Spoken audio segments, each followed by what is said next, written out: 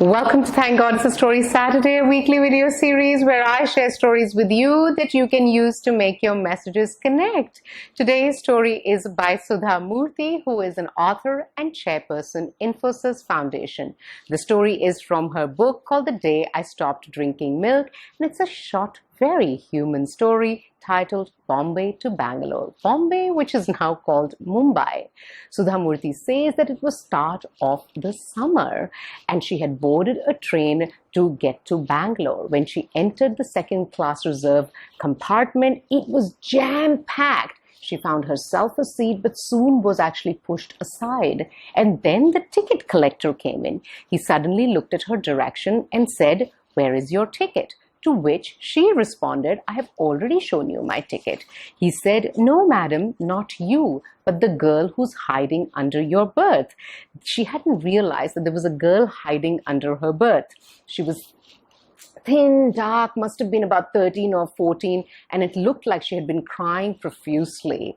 The ticket collector again asked the girl for the ticket, and she couldn't show him any ticket because she was traveling without ticket. At this point, the ticket collector started forcibly pulling out the girl from the compartment, and then Sudha Murthy says that I had a strange feeling. I couldn't let that happen. So I got up and I said to the ticket collector, "I will pay for her ticket." The ticket collector said to her, "Ma'am, if you just gave her 10 rupees, she'll be happy." She didn't listen to him and said, "I will get her a ticket till Bangalore, which is the last stop, so that the girl can get off wherever she wants to."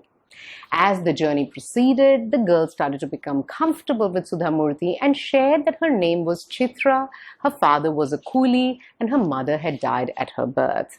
It didn't seem that she came from a good background. There were a lot of troubles that she explained to Sudha Murthy about.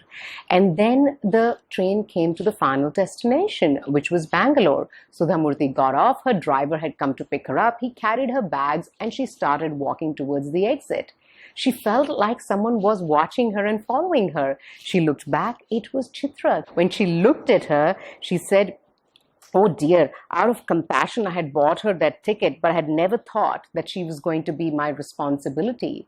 But still, she asked Chitra to follow her and come into the car with her.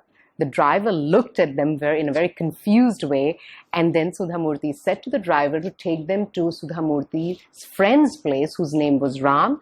Ram ran a shelter home for boys and girls, and Infosys Foundation used to financially help Ram with running of this shelter home. Sudha Murthy thought that she'll drop Chitra there and later on look at what can be done about her future. She wasn't sure if Chitra was going to be fine there, but to her surprise, after a few days when she called, Ram mentioned that she was doing really well there. She was very happy. She could attend the high school nearby, and things started to fall in place. Sudha Murthy always would check about her, how she was doing, and all seemed to be working fine. Years passed by, and it was time now for Chitra to go to university. Sudha Murthy offered her that she could sponsor her education, to which Chitra said, "No, Akka. Akka is older sister," in a certain language we speak in India. "I want to do computer science diploma because I want to be economically independent as soon as possible."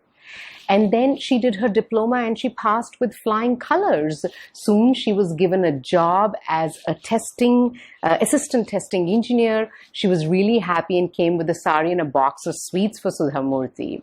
Then a few years later, she got a call from Chitra again to let her know that her company was posting her to USA. She flew to USA, did really well, went and did many, many projects, and it was really nice to see her do so well.